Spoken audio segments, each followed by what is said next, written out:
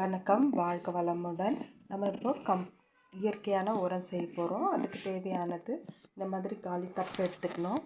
அது ஓட்டை இருக்கணும். அதில் நீங்கள் ஒரு ஹோல் 2 ஹோல் போட்டுக்கலாம். இப்போ மண்ணை நம்ம நிரப்பிக்கணும்.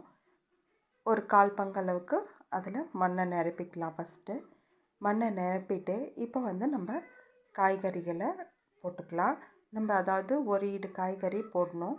நீங்கள் நிறைய காய்கறியாக போட வேண்டாம், ஒரு 2-3 லேயராகவும் போட்டுக்கலாம். இப்போ நம்ம காய்கறியை போட்டு என்ன காய்கறி இருக்கோ, வீட்டில் வேஸ்ட்டான காய்கறி, தோல், இலை எதாக இருந்தாலும் நீங்கள் கருவேப்பிலை கட் பண்ணுற குச்சி, அந்த குச்சிங்க கூட நீங்கள் போடலாம்.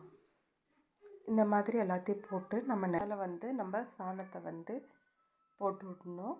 அதாவது அந்த மண்ணை எப்படி போட்டோமோ அதே மாதிரி சாணத்தையும் நல்லா பரப்பி விடணும். பரப்பி விட்டுட்டு அதுக்கு மேலே கொஞ்சம் மண்ணை போடணும். நீங்கள் மண் கொஞ்சம் ஜாஸ்தியாக போட்டால் தான் அந்த உரம் நமக்கு சீக்கிரமாக ரெடி ஆகும். அதனால் மண் அதிகமாக தேவைப்படுதுன்னு நினைக்காதீங்க. நம்ம வீட்டில் செடிக்கு யூஸ் பண்ணுற அதே மண் தான், இதுக்குன்னு தனியான மண்ணெல்லாம் இல்லை. நீங்கள் வேஸ்ட்டாக செடி எடுத்து போட்டிருப்பீங்களே, அந்த மண்ணை கூட நீங்கள் எதுக்கு பயன்படுத்திக்கலாம். போட்டுட்டு உங்கள் வீட்டில் தயிர் அதை மோர் ஆக்கிடணும். மோர் ஆக்கிட்டு அதுக்கப்புறமா அதை மூடி வச்சிடணும். மூடி வச்சிட்டிங்கன்னா உங்களுக்கு 48 நாளில், அதாவது 45 நாள் 48 நாள் இல்லை, உங்களுக்கு அது கம்போஸ்ட்டாக மாறிடும். இதுதான் அந்த கம்போஸ்ட்டு, அதாவது 45 நாள் முடிஞ்ச கம்போஸ்ட்டு.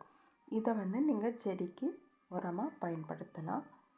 இது உங்களுக்கு பிடிச்சிருக்குன்னு நினைக்கிறேன். ட்ரை பண்ணி பாருங்கள். நன்றி, வணக்கம், வாழ்க வளமுடன்.